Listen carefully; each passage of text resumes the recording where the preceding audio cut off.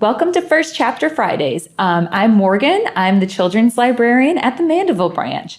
This summer, each Friday, we will be featuring the first chapter from some of our favorite Louisiana Young Readers' Choice Award nominees. The Louisiana Young Readers' Choice Award is a program that allows you to vote on which nominees deserves an award. If you want to know more about the Louisiana Young Readers' Choice Award, please visit our website at sttamanylibrary.org. Today, we will be reading Spark, and it's by Sarah Beth Durst.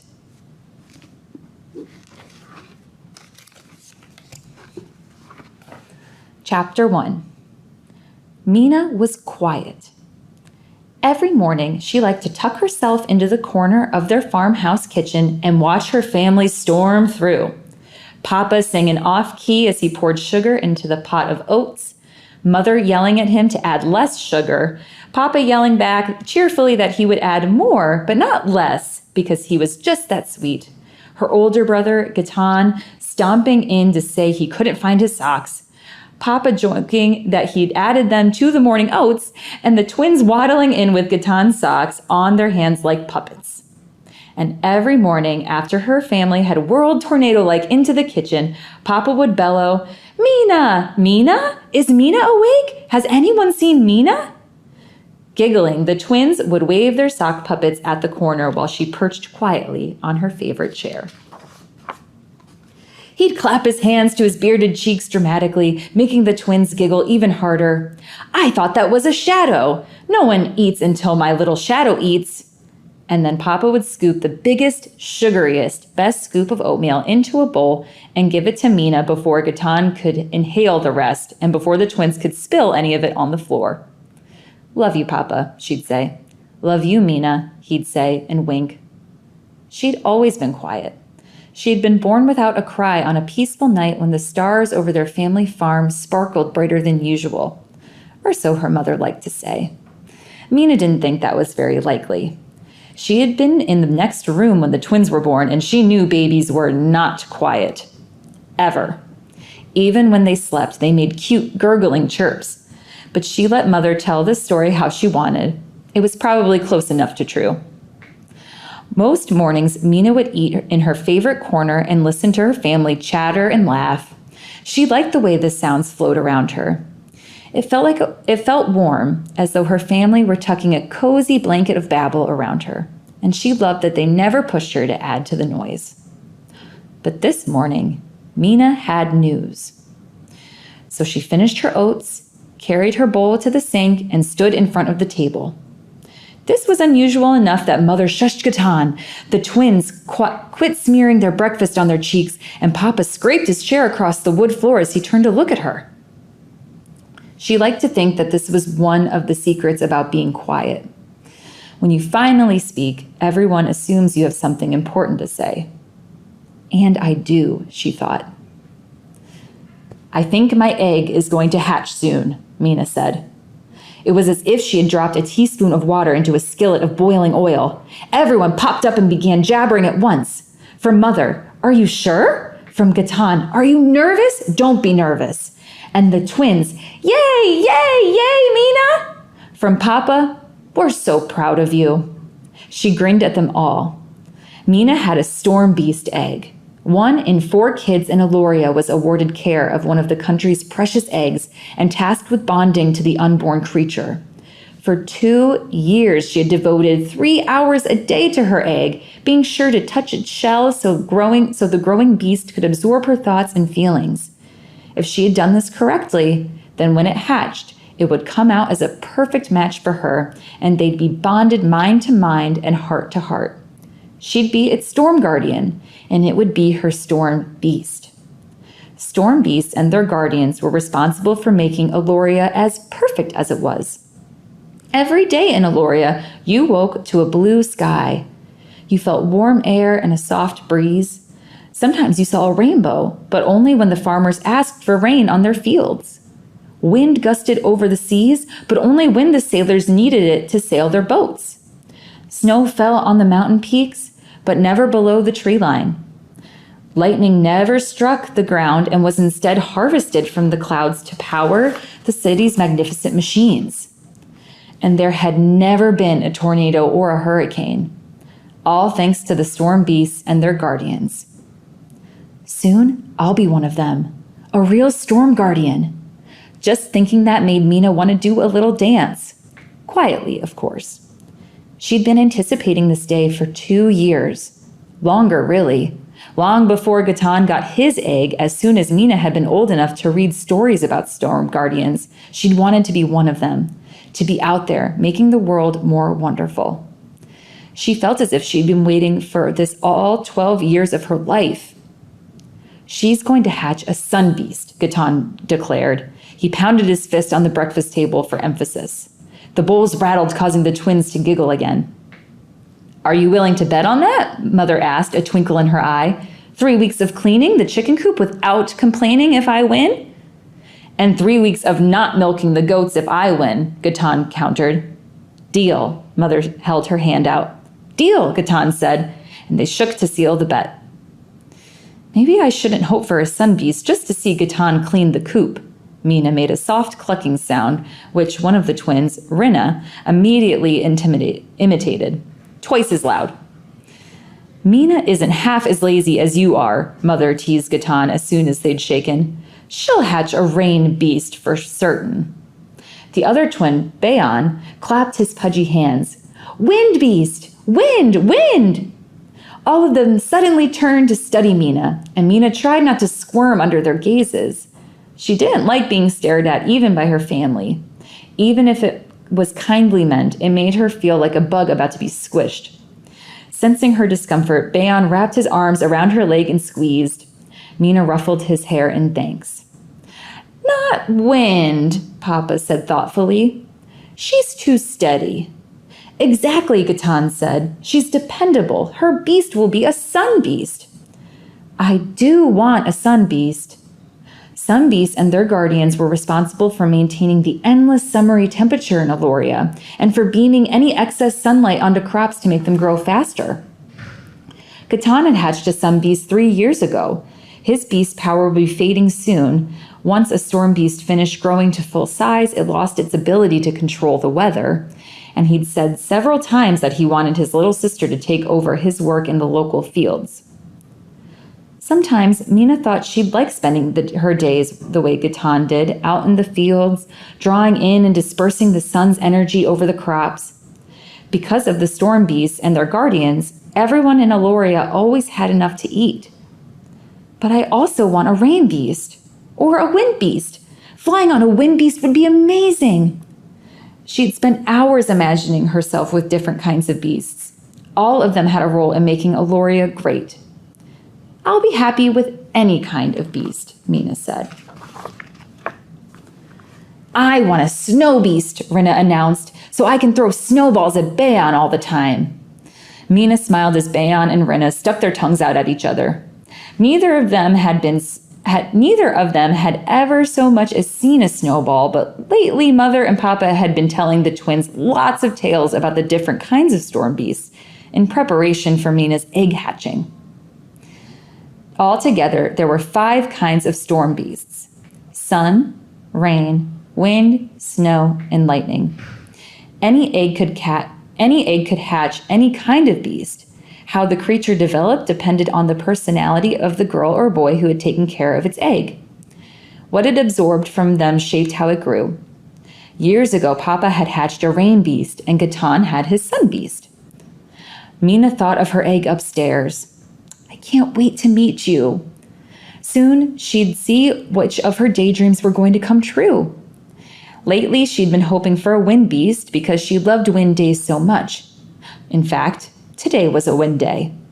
Shouldn't we be getting ready? She asked when they paused for a breath. Yes, we should. Good of you to remember, Papa said, jolted out of his contemplation of Mina's future. The wind should start in about 20 minutes. See, Gatan said, she's responsible. Sun beast. You do look out for everyone, Papa said to Mina with a proud smile. You're going to be a wonderful guardian. I hope so, Mina said softly. With all my heart, I hope he's right. Mother clapped her hands. Okay, let's move. Everyone sprang up from the breakfast table and scurried to help clean, chattering all the while about what kind of beast would hatch, how wonderful it all was, and how, regardless of the bet, her brother would have to take over all Mina's chores, including the chicken coop, once she started training. Groaning, Gatan said, "Maybe it would be better if your egg didn't hatch soon." Mina laughed. She left her bowl on the rack to dry, nestled against the other bowls, then went outside. The screen door banged behind her as Mother called, "Mina, get the kites!" Mina waved so her mother would know she'd heard. The farm sparkled in the morning sun. The field stretching out before her shimmered with dewy leaves that waved in the soft breeze. As always, it was a beautiful day. Orly, Papa's old rain beast, was flying above the farmhouse, her wings stretched wide. She was dragon-shaped like all storm beasts, but had the beautiful blue color that marked her as a rain beast.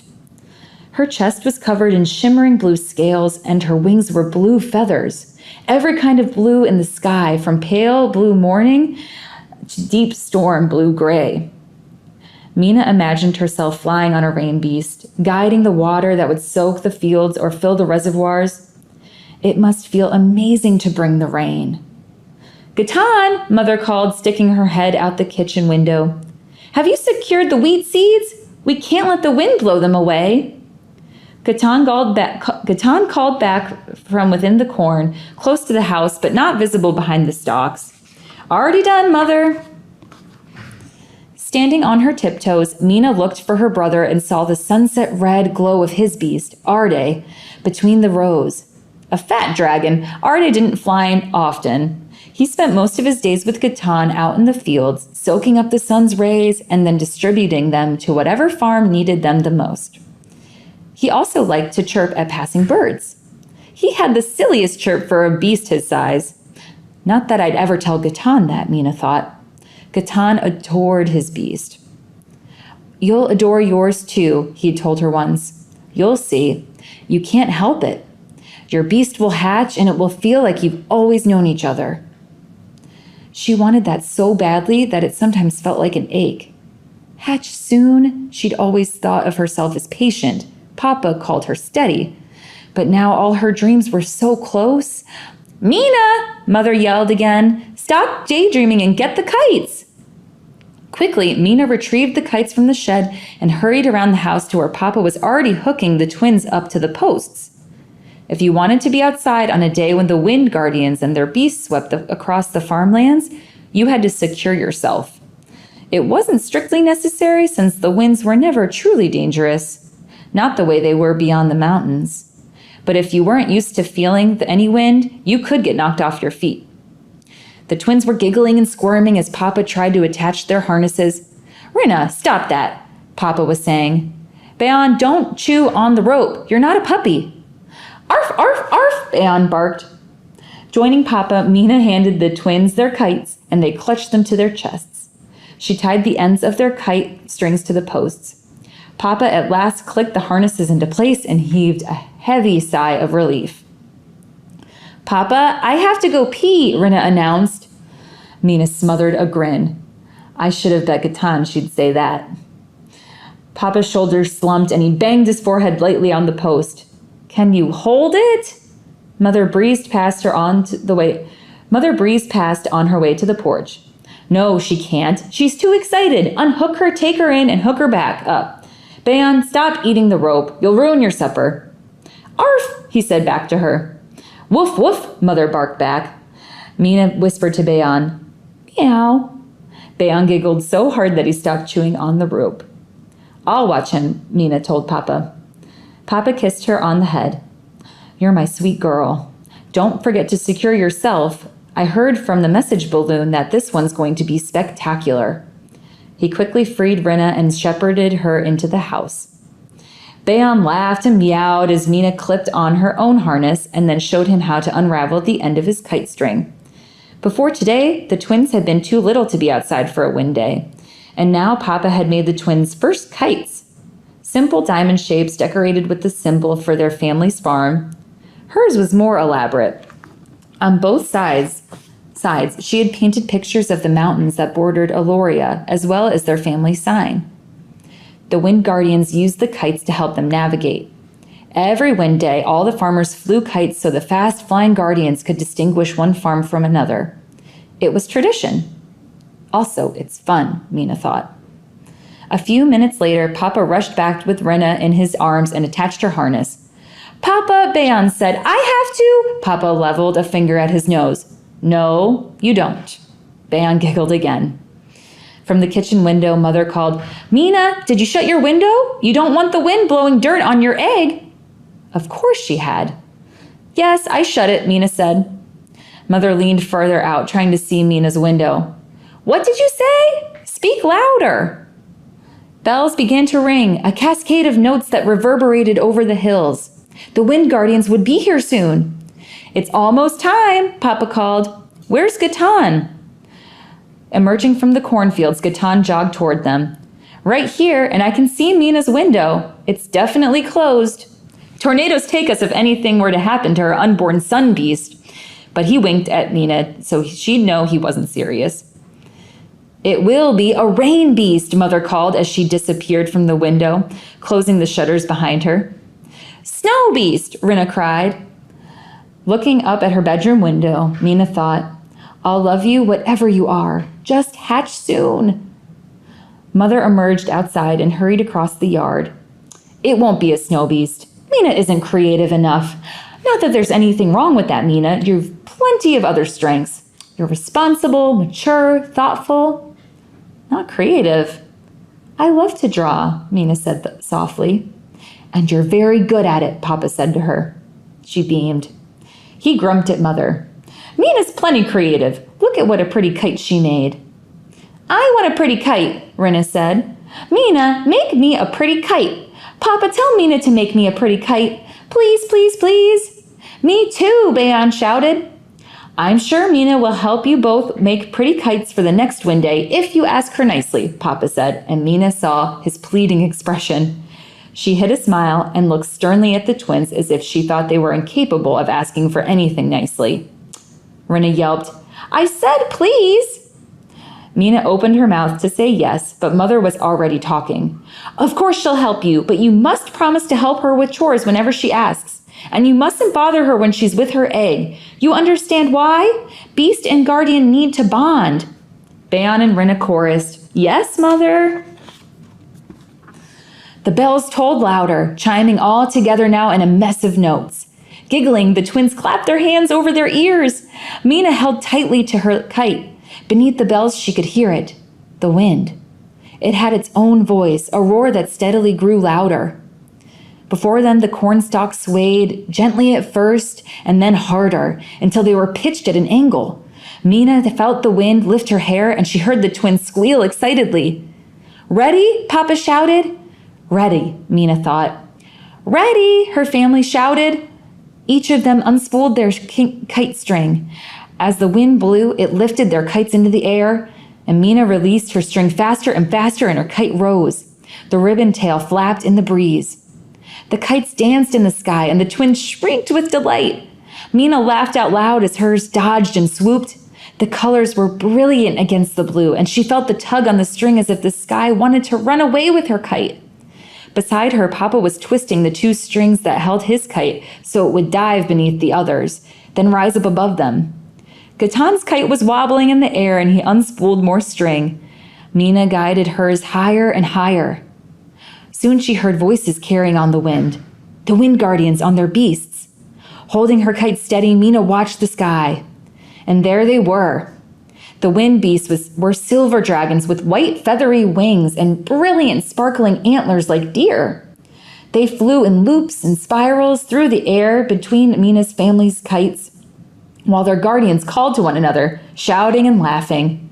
Dozens of them flew overhead, flocking like shimmering birds, and Mina knew that hundreds of them were spread across all the farmlands, on their way to the bay to carry the fishing boats out into the deeper ocean. They'd remain with the boats for the rest of the fishing season.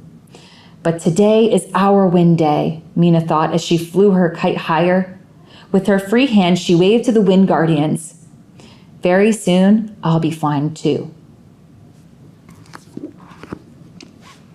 Thank you for joining us for the First Chapter Friday. Please join us next week for another exciting first chapter. If you would like to read more of this book, visit your local library or place a hold on our website. See you next week.